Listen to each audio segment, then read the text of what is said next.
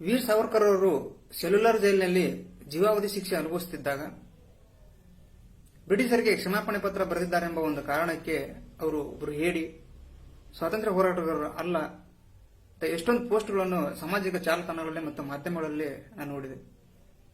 ಹಾಗಾದರೆ ಜವಾಹರ್ಲಾಲ್ ನೆಹರು ಅವರು ನಹಬಾದ್ ಜೈಲಿನಲ್ಲಿದ್ದಾಗ ತಮ್ಮದೇ ಆದ ಕ್ಷಮಾಪಣೆ ಪತ್ರವನ್ನು ಬ್ರಿಟಿಷರಿಗೆ ಬರೆದು ಆ ಜೈಲಿಂದ ಹೊರಗಡೆ ಬರ್ತಾರೆ.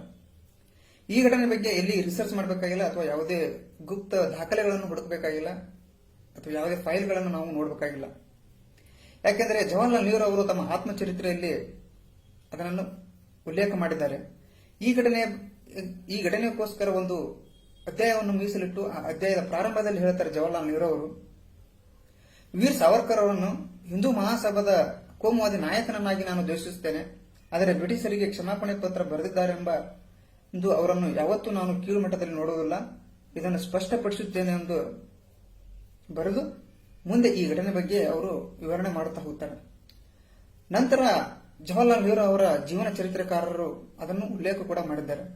ಜವಾಹರ್ಲಾಲ್ ನೆಹರು ಅವರ ಜೀವನ ಚರಿತ್ರೆಕಾರ ಮೈಕಲ್ ಬ್ರೇಚರ್ ಹೇಳ್ತಾರೆ, 1923 ಆಸುಪಾಸಿನಲ್ಲಿ ಅಕಾಲಿಕ ಚಳವಳಿ ಪ್ರಾರಂಭ ಆಗಿರುತ್ತೆ. ಈ ಚಳವಳಿ ಗುರುದ್ವಾರಗಳ ನಿಯಂತ್ರಣ ಮತ್ತು ಕಾರ್ಯಾಚರಣೆಯಲ್ಲಿ ಸುಧಾರಣೆ ಬಯಸುವ ಬ್ರಿಟಿಷ್ ಸರ್ಕಾರದ ವಿರುದ್ಧ ಬಲಗೊಳ್ಳುವಂತಹ ಒಂದು ಉದ್ಯಮ. ಈ ಸಮಯದಲ್ಲಿ ಸಿಖ್ ರಾಜ್ಯ ಪ್ರಭುತ್ವದಲ್ಲಿ ಅತಿ ದೊಡ್ಡದಾದ ಪಟಿಯಾಲದ ರಾಜ್ಯದ ವಿರುದ್ಧ ಸುಮಾರು ವರ್ಷಗಳ ನಂತರ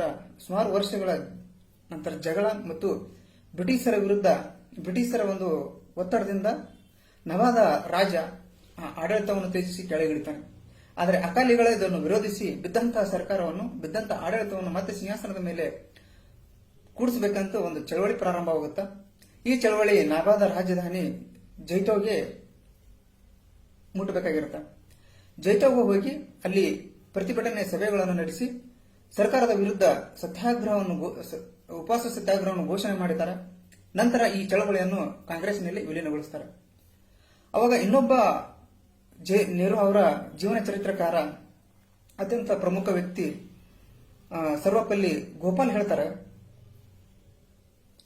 ಯಾವಾಗ ಈ ಚಳವಳಿಯನ್ನು ಕಾಂಗ್ರೆಸ್ನಲ್ಲಿ ವಿಲೀನಗೊಳಿಸಿದ್ರು ಅವಾಗ ನೆಹರು ಅವರಿಗೆ ಆಹ್ವಾನ ಮಾಡ್ತಾರೆ ಜೈತೋಗೆ ಬರಬೇಕಂತ. ಅವಾಗ ನೆಹರು ಅವರ ಜೊತೆ ಎ.ಟಿ. ಗಿದ್ವಾನಿ ಮತ್ತು ಕೆ. ಸಂತಾನಂ 3 ಜನ ಸೇರಿ ಈ ನವಾಕ್ಕೆ ಬರ್ತಾರೆ. ಅವಾಗ ಅಲ್ಲಿನ ಆಡಳಿತ ಹೇಳುತ್ತೆ ನೆಹರು ಅವರಿಗೆ, ನೀವು ನವಾಗೆ ಕಾಲಿಡುವಂತಿಲ್ಲ, ಒಂದು ವೇಳೆ ಈ ನವಾದಲ್ಲಿದ್ರೆ ನೀವು ತಕ್ಷಣ ಖಾಲಿ ಮಾಡ್ಬೇಕಂತ ಹೇಳ್ತಾರೆ. ಆದರೆ ಅಲ್ಲಿನ ಕಾಂಗ್ರೆಸ್ನ ನಾಯಕರು ಅದನ್ನು ತಿರಸ್ಕಾರ ಮಾಡ್ತಾರೆ. ಆ ತಿರಸ್ಕಾರದ ಪರಿಣಾಮವಾಗಿ ಬ್ರಿಟಿಷರು ಇವರನ್ನು ಅರೆಸ್ಟ್ ಮಾಡ್ತಾರೆ. ಅವಾಗ ನೆಹರು ಮತ್ತು ಕೆ. ಸಂತಾನಮ್ಗೆ ಇಬ್ಬರಿಗೆ ಒಂದೇ ಕೈಕೊಳ್ಳ ಹಾಕೊಂಡು ಜೈಲು ಹಾಕ್ತಾರೆ. ಅವಾಗ ಸುಮಾರು ಜವಾಹರ್ಲಾಲ್ ನೆಹರು ಅವರು 2 ವಾರ ಜೈಲಲ್ಲಿ ಇರ್ತಾರೆ. 13ನೇ ದಿನಕ್ಕೆ ಒಂದು ಪತ್ರ ಬರೀತಾರೆ, ಈ ಜೈಲ್ ಕೋಣೆ ತುಂಬಾ ಚಿಕ್ಕದು, ತ್ಯಾವವಾಗಿದೆ, ಇಲ್ಲಿ ಇರಲು ಇದು ಅನಾರೋಗ್ಯಕ್ಕೆ ಕಾರಣವಾಗಿದೆ, ಇದು ನಮ್ಮನ್ನು ಬಿಟ್ಬಿಡಿ ಅಂತ ಒಂದು ಪತ್ರ ಬರೀತಾರೆ. ಆದರೆ ಆ ಬ್ರಿಟಿಷ್ ಅಧಿಕಾರಿಗಳನ್ನು ನಿರಾಕರಿಸ್ತಾರೆ. ಈ ವಿಷಯ ಅವರ ತಂದೆ ಗೊತ್ತಾಗುತ್ತೆ, ಮೋತಿಲಾಲ್ ನೆಹರು ಅವರಿಗೆ ತಂದೆ ಗೊತ್ತಾಗಿ ಅವರು ಭಾರತದ ವ್ಯಾಸರಾಯಗೆ ಪತ್ರ ಬರೀತಾರೆ. ಅವಾಗೂ ಕೂಡ ಬ್ರಿಟಿಷ್ ಅಧಿಕಾರಿಗಳು ಅವಾಗ ಅಲ್ಲಿ ನಿರಾಕರಣೆ ಮಾಡ್ತಾರೆ. ಅವಾಗ ವ್ಯಾಸರಾಯ ಪತ್ರ ಬರೆದು ಇವರು ಅಲ್ಲಿ ನೆಹರು ಅವರನ್ನು ಮೀಟ್ ಮಾಡ್ಬೇಕಂತ ನವಾಕ್ ಹೋಗ್ಬೇಕಂತಾರ, ಆದ್ರೆ ಅಲ್ಲಿ ಅವರನ್ನು ಬಿಡಲ್ಲ. ಯಾಕೆಂತಂದ್ರೆ ಅವರಿಗೆ ಅವಾಗ ವ್ಯಾಸರಾಯ ಅವರು ಹೇಳ್ತಾರೆ, ಮೋತಿಲಾಲ್ ನೆಹರು ಅವರು ಯಾವುದೇ ರಾಜಕೀಯ ಚಟುವಟಿಕೆಗಳಲ್ಲಿ ಭಾಗವಹಿಸುವುದಿಲ್ಲ, ನೆಹರು ಅವರನ್ನು ಭೇಟಿಯಾದ ತಕ್ಷಣ ಅಲ್ಲಿಂದ ಹೊರಡ್ತಾರೆ ಅಂತ ಹೇಳಿದ ತಕ್ಷಣ ಅವಾಗ ಅವರಿಗೆ ಅನುಮತಿ ಕೊಡ್ತಾರೆ.